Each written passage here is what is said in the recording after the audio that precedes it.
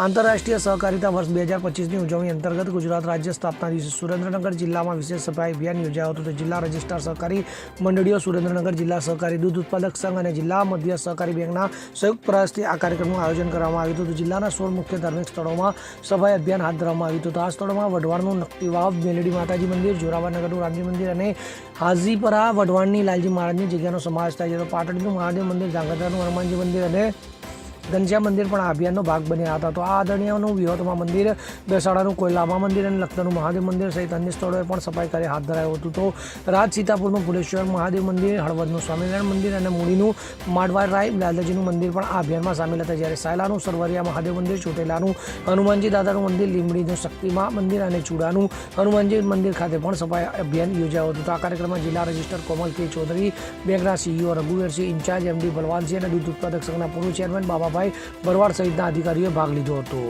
Bureau report, CN24 news. હવે જુઓ દેશ દુનિયાની તમામ ખબરો તમારી આંગળીના ટેરવે. ઉઠાવો મોબાઈલ અને Google Play Store પરથી ડાઉનલોડ કરો અમારી CN24 ન્યૂઝ મોબાઈલ એપ.